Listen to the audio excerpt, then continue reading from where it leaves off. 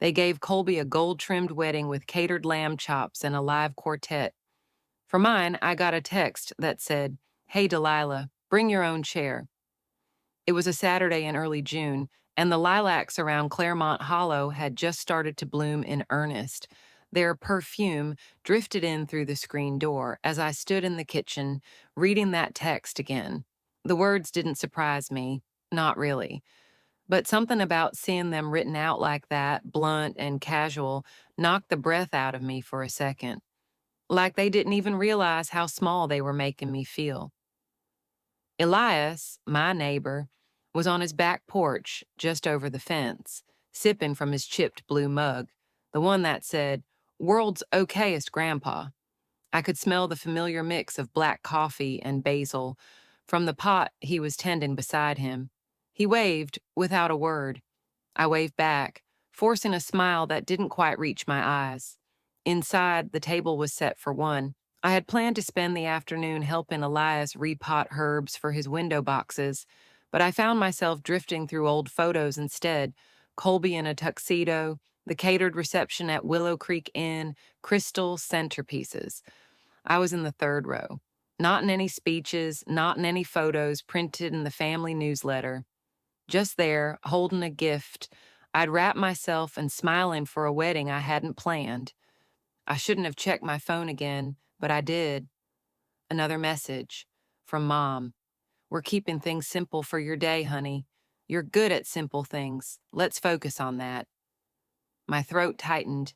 I closed the screen and stared at the hardwood floor, worn and familiar.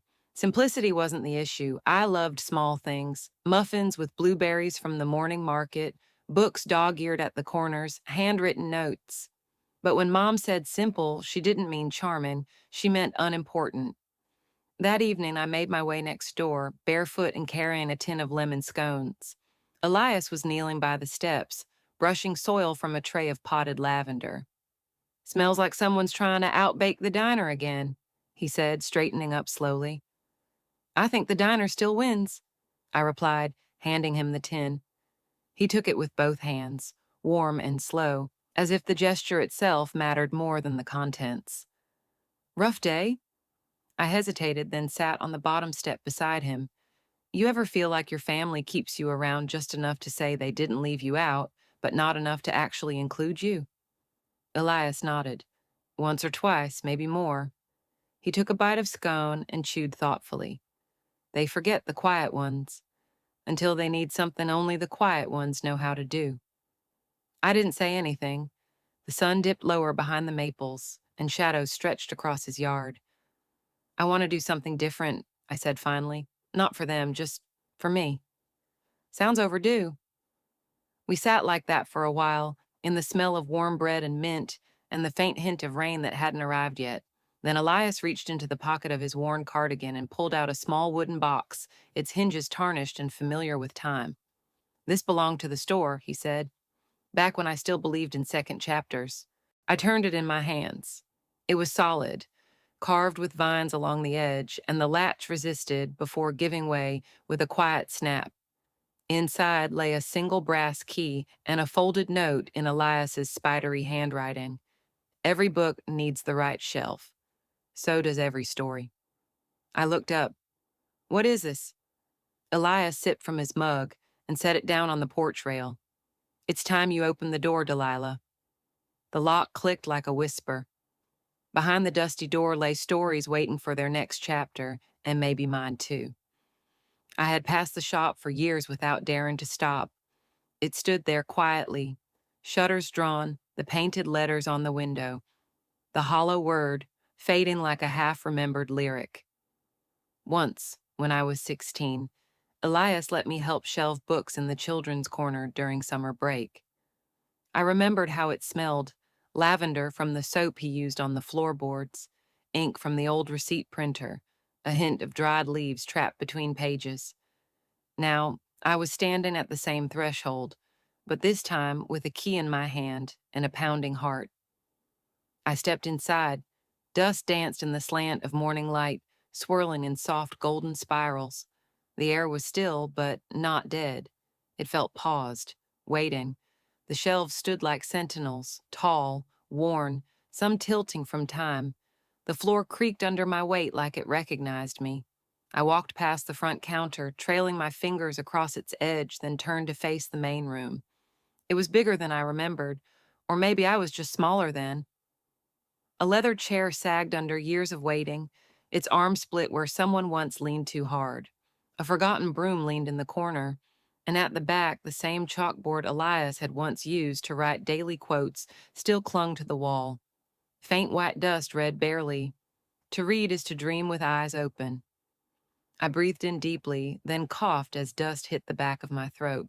It didn't matter. I was smiling. The front bell jingled. I froze, startled. A woman stood in the doorway, holding the hand of a little girl with tangled pigtails and a sparkly pink backpack. "Sorry," she said, eyes wide. "We saw the door open, and Sophie insisted." I shook my head. "No, it's okay. It's not officially open yet, but you're welcome to look around." The woman smiled a little sheepish. "She's been asking for a new chapter book, something with unicorns and kitchen appliances. I don't know." Sophie beamed. "Unicorns that cook pancakes?" "Well," I said, crouching to her level, "I think we can work with that." I took her hand and led her toward the children's section. The shelves were dusty but still intact, and I found a few early reader books with glittery covers and ridiculous titles. While Sophie flipped through a book about a waffle-making dragon, her mom wandered toward the fiction wall. She ran her fingers along the spines with a kind of reverence. "Naomi," she introduced herself softly. "I used to come here in college. I'm glad it's coming back." "I'm Delilah," I replied. "It's technically not open yet. I just, I guess I'm still deciding if I can make it again." She looked at me more closely. "Wait, Delilah Holloway?" I nodded, curious. Naomi smiled faintly. "You helped me once, years ago, at the library. My stroller wheel broke and you stayed with my daughter while I fixed it. You even sang her that ridiculous song about jellyfish." I blinked. "I remember that." "I never forgot it," she said. "You were kind when no one else had time." It felt strange hearing that. Kindness for me had never been a strategy. It was just what you did. When you saw someone stuck, you helped. You didn't wait to be asked. Naomi reached into her bag and pulled out a business card. "I work in publishing, editorial department. If you ever finish something, anything, I'd love to read it." I took the card slowly. The logo was unfamiliar, but the title wasn't. Senior editor, Featherstone Books. Sophie tugged her mom's sleeve. "Can we buy the Pancake Unicorn book?" Naomi laughed. "We'll see, maybe when the store is officially open." They left soon after with waves and promises to return. I stood at the door after it closed, watching them head down the sidewalk, Sophie skipping beside her. Back inside, I sat on the old stool behind the counter. The wood was scuffed in all the same places I remembered. I opened my laptop, my hands hovered over the keyboard. Then I double-clicked on a file I hadn't touched in 7 years, manuscript V1.x.x. The blinking cursor felt like it was judging me.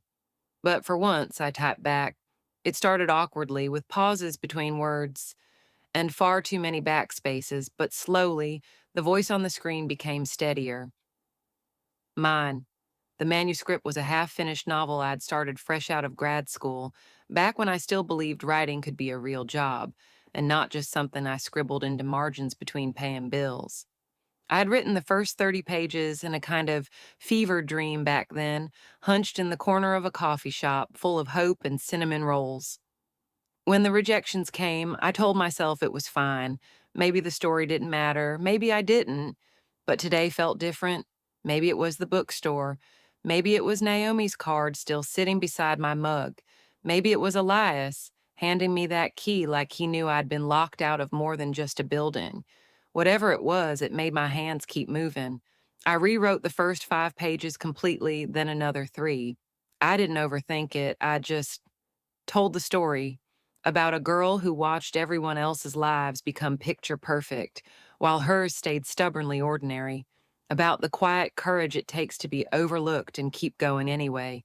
Somewhere around page 12, I stopped to breathe. The shop had grown quieter as the day stretched on. Afternoon light turned amber against the old wood shelves. I leaned back and stretched, my back popping in a way that reminded me I wasn't 23 anymore. Then I remembered something Elias once said about writing not needing to be perfect, just honest. I didn't believe him at the time. Now, I wasn't so sure. I saved the document, then opened a new email. My fingers hovered again, just like they did over the keyboard that morning. To naomi.smith@featherstonepub.com, subject, submission, kind of. Hi, Naomi. Thank you again for your kindness. I've attached a few chapters of something I started a long time ago. It's rough, and I'm not sure it's even worth your time, but here it is. It's not perfect, but it's mine. Warmly, Delilah Holloway. I hit send before I could talk myself out of it. An hour later, I was still at the counter, nursing a cup of mint tea, when I noticed something wedged in the pages of an old copy of Fahrenheit 451.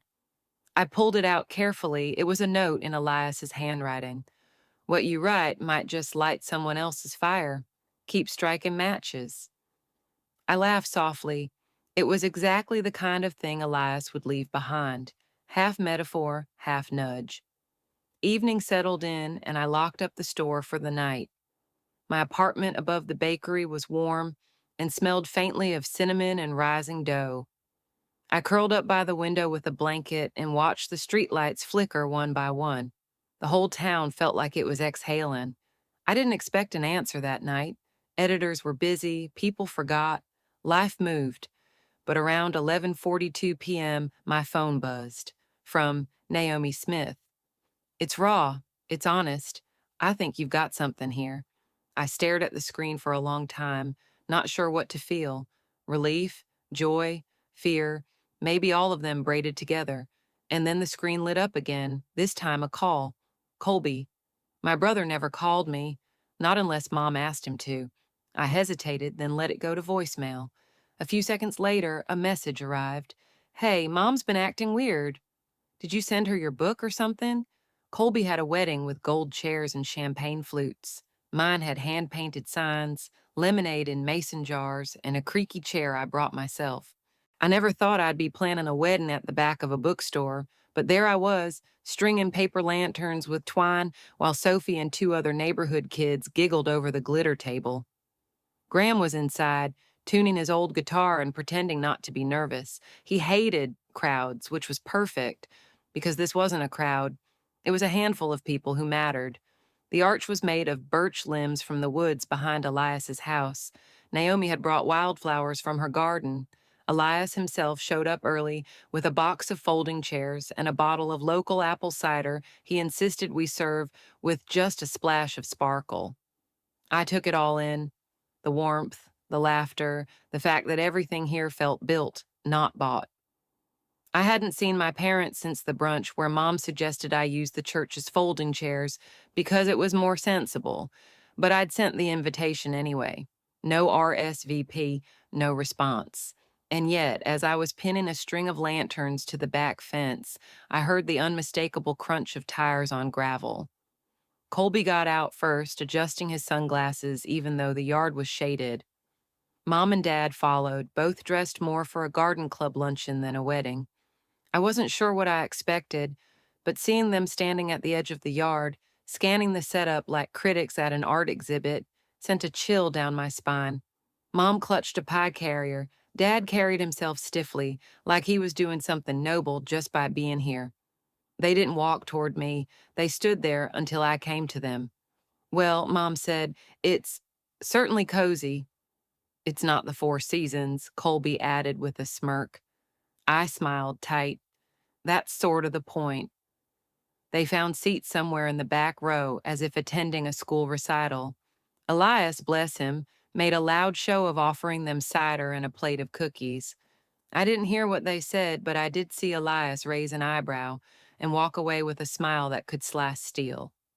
Naomi arrived right before the ceremony. She wore a flowing dress and carried an envelope. Do I look too fancy? She asked, teasing. You look like someone with good news, I said. She smiled.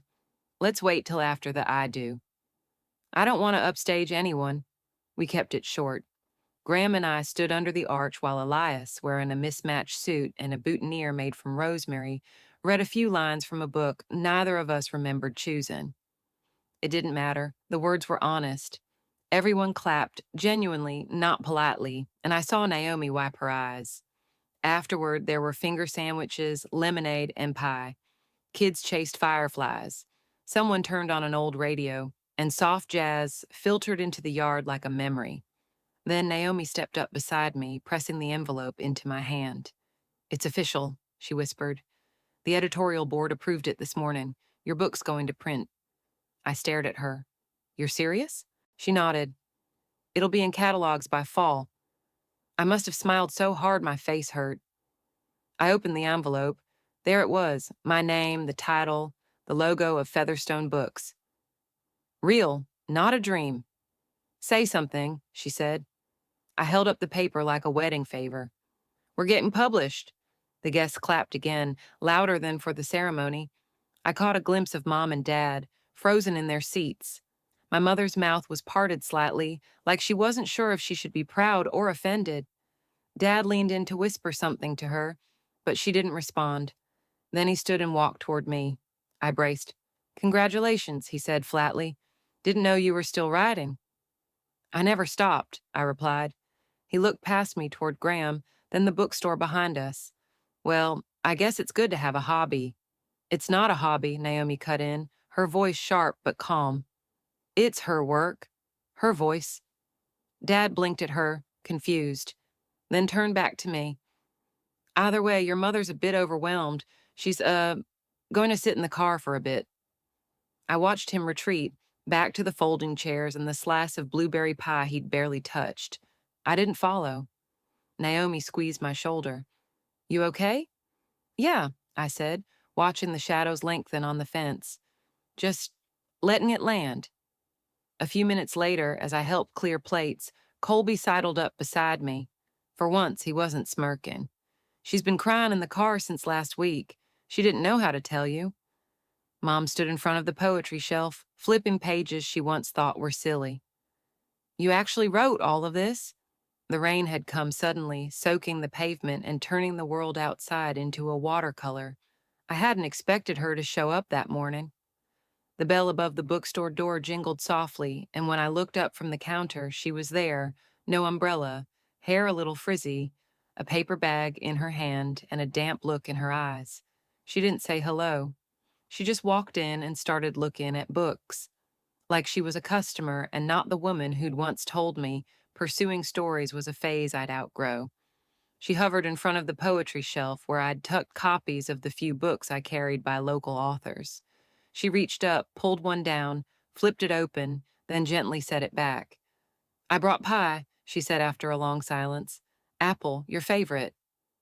I didn't respond right away. Instead, I poured her a cup of coffee from the small pot I kept behind the register. I placed it on the counter between us, unsure if she'd take it. She did. "You've done a lot here," she murmured, eyes drifting to the handwritten event schedule on the wall, the display of summer reading for kids, the framed thank you notes from the literacy group. "It's a start," I said. She took a sip, then set the cup down with both hands. "Colby told me about the book, said it's being published." I nodded. "Naomi confirmed it after the wedding." Her jaw tightened. "I read some of it, the copy from the display window." I tried not to let that surprise show. I hadn't seen her take it, hadn't even noticed it was gone. "There's a part," she said slowly, "where the girl feels like her mother only sees her when she fails." I waited. She continued, quieter this time. "That hurt to read." I stepped out from behind the counter and leaned against one of the support beams near the front table. "It hurts to write." She turned toward me fully then, eyes brimming but steady. "I never meant to make you feel that way, Delilah. I thought if I pushed you toward something safe, you wouldn't have to struggle like I did." There it was. Finally, the part she never said out loud. "I used to paint," she said. "Back when your father and I were just starting out. I loved color. I kept a sketchbook hidden in my bag. I thought maybe someday I'd have a little gallery or teach." "What happened?" She smiled without humor. "Life, bills, expectations. Colby came along, then you. Art didn't seem practical anymore." You think books are impractical, I said. I did, she admitted. But watching you last weekend, standing under that arch with all those people who believe in you, I realized I don't know half the things you've done. I never asked. We were quiet for a while, the kind of quiet where things settle into place, not because everything is solved, but because someone finally stopped pretending. Elias appeared from the back room with a tray of ginger tea and two of his shortbread cookies. He said nothing, just set them down gently and disappeared like a ghost who knew how to give space. Mom picked up a cookie, then looked at me. Did you really keep track of every time we helped you, like that list in your book? That part was fiction, I said, but the feeling was real. She nodded slowly. I want to try to know you. Not who I hoped you'd be, but who you are. It wasn't a grand apology. It wasn't cinematic, but it was more than I ever expected. We sat on the old couch in the reading nook, sharing pie and soft words. She told me stories about her early jobs, the dreams she let go of, the art supplies boxed away in the attic. I told her about Sophie, the grant program I wanted to start, and the day I almost deleted my manuscript for good. Before she left, she walked back to the poetry shelf and picked out a book by a local author, a collection of short verses about aging and memory. She brought it to the counter, held it in both hands like it was fragile. I'd like to borrow this, she said, if that's okay. It's not a library, I smiled. But for you, sure. She reached across the counter and touched my hand. Thank you. I watched her go, an umbrella now borrowed from the stand near the door. She turned once on the sidewalk, waved, and I waved back. Elias leaned against the frame of the doorway once she'd gone. She looks less armored, he said. She brought pie, I replied. That's basically a peace treaty. He chuckled and handed me a small envelope. Before I forget, this is for you. I'm heading to New Hampshire next week. Doctor wants me to rest near the lake. Air's cleaner. You okay? I asked. Just getting older. Happens to the best of us. What's in the envelope? He smiled. Open it later. It's not urgent. Just something I've been holding on to. Then he tipped his hat, half playful, and ambled back into the stockroom. Elias motioned me out. He had something to deliver before he left for New Hampshire for medical treatment. It was chipped, mismatched, and wobbly, but that old chair was mine. I didn't hide it.